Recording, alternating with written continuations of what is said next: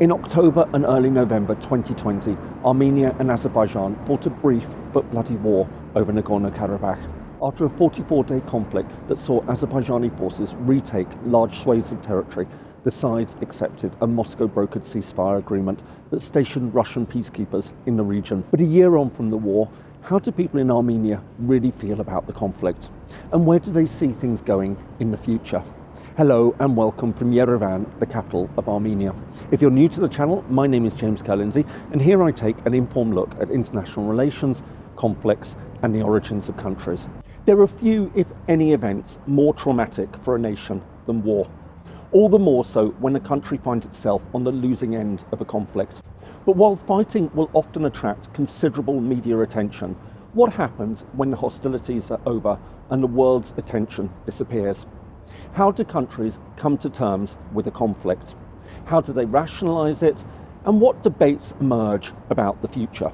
For almost 3 decades, the conflict over Nagorno-Karabakh was one of the most serious territorial conflicts in the world. However, in October and November 2020, Armenia and Azerbaijan went to war, and Azerbaijan managed to retake large parts of the territory. But what effect has this had in Armenia?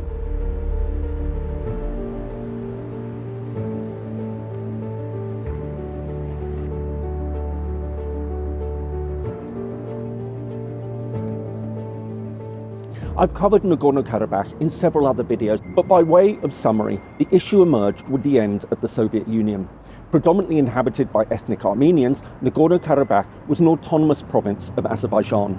However, as the USSR disintegrated, it broke away, declaring independence in January 1992. This sparked a bitter war that not only saw the Armenian side consolidate its control over Nagorno-Karabakh, but also seize a number of surrounding Azerbaijani districts. In the years that followed, efforts were made to resolve the conflict, and eventually the sides agreed on a set of guiding settlement principles. However, little progress was made towards reaching a final agreement. While Nagorno-Karabakh now came to be seen as a frozen conflict, it was anything but. As well as frequent confrontations along the ceasefire line, there were also several major outbreaks of fighting. For example, in 2016, the sides fought a 4-day conflict that saw several hundred killed. Then, in July 2020, there was another outbreak of fighting. But this was just a prelude to something far more serious. At the end of September 2020, a full-scale war erupted. This time, the fighting lasted 6 weeks. By the time Russia brokered a ceasefire on the 10th of November, all the Armenian-held areas surrounding Nagorno-Karabakh had been retaken by Azerbaijani forces, as had a considerable part of Nagorno-Karabakh itself. What remains beyond Azerbaijan's control is now protected by Russian peacekeepers.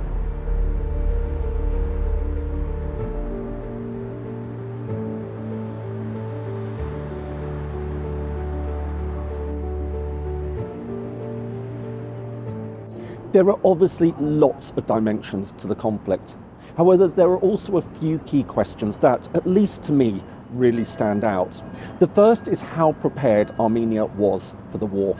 Looked at from outside, all the signs were there that Baku was preparing to retake Nagorno-Karabakh by force. But how was it seen here? Were these signs missed? Were people complacent? In truth, it seems that they were aware of what was coming. They heard the statements coming from Azerbaijan, they knew about the country's military build-up and its arms purchases. Everyone could see the rise in incidents along the ceasefire lines. This was a war that was not only expected, but many see as unavoidable. Seen from here at least, Azerbaijan had decided on a conflict and wasn't interested in a negotiated settlement. Of course, Azerbaijan would inevitably regard the situation differently, but this is the view one gets here in Yerevan.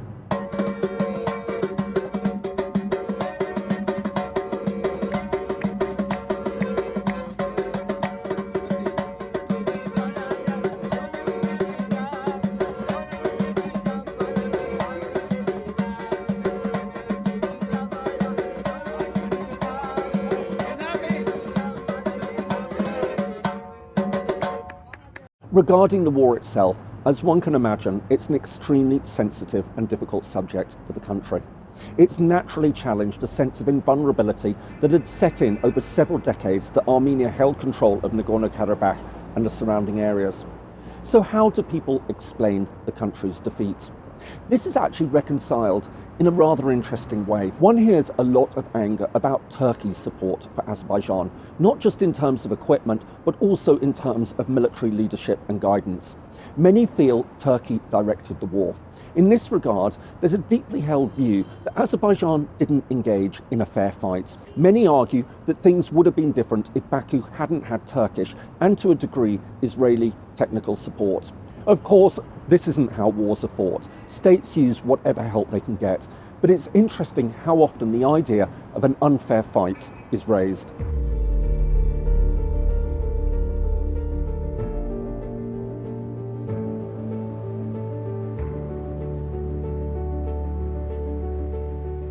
Tied to this is the question of how people perceive the role of other outside actors.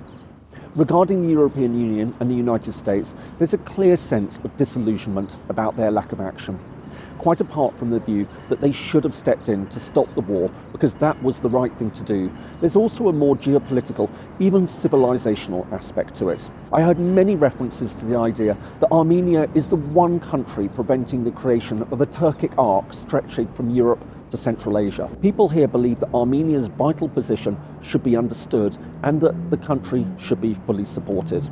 However, as one might expect, the most complex picture emerges over Russia. Armenia was considered to have a close relationship with Moscow, and many Armenians will still say that Moscow is a key ally.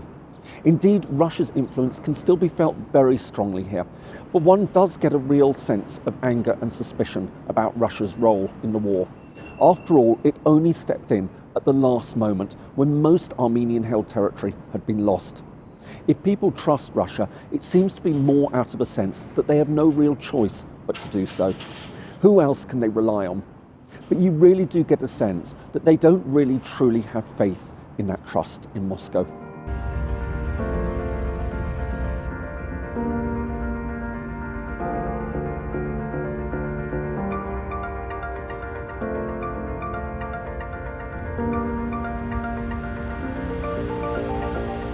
The third question I had was about the effects of the war on society. At a political level, the immediate aftermath of the conflict saw deep unrest. But where do things stand a year on? On the surface, at least viewed from central Yerevan, there's little to indicate that this is a country that's overcoming a major war. This seems like a remarkably normal country to a casual outside observer. The city is bustling, and one sees good restaurants, high-end shops, plenty of nice cars. It's really hard to believe that it's experienced such a serious conflict just a year ago. And yet, beneath the surface, it's clear that the war has obviously had a profound effect. As was pointed out to me, no family was untouched. Many volunteered to fight, thousands were killed, and many are still missing. And there are occasional stark reminders of conflict, like the plaque dedicated to a young soldier who lost his life in 2016. And this brings me to the final major question. Where do people see the situation going from here? There's certainly a sense of unfinished business in every way. First of all, there's the unfinished business of the 2020 conflict. Armenian soldiers are still being held prisoner by Azerbaijan, with many put on trial, and there have been allegations of torture and even executions. Obviously, this is an extremely sensitive issue, but there's also a sense that the 2020 conflict hasn't really ended. There are also skirmishes along the new ceasefire line, with a particularly heavy bout of fighting in November 2021. Many here feel that full-scale fighting could yet erupt again. As for the longer-term picture, one gets the sense, outwardly at least, that people certainly haven't given up on Nagorno-Karabakh. As they see it, it's not lost. Yes, the 2020 war was a setback, but the land will be retaken. Of course, how much of this is bravado and how much is genuinely believed is hard to say. But they do sincerely believe that it is and should be a part of Armenia. Indeed, just as Azerbaijanis spoke of their territory being held by the Armenians, Armenians now speak of their territory being held by Azerbaijanis. In this regard, one gets the sense that this isn't a conflict that's ended in the minds of Armenians. But quite how it will be resolved is far from clear. The compromise of some form of territorial autonomy just doesn't seem to be acceptable to either side, at least for now. The one thing that is certain, at least viewed from this vantage point, is that it's far too soon to talk about any longer-term settlement, let alone reconciliation between Armenia and Azerbaijan.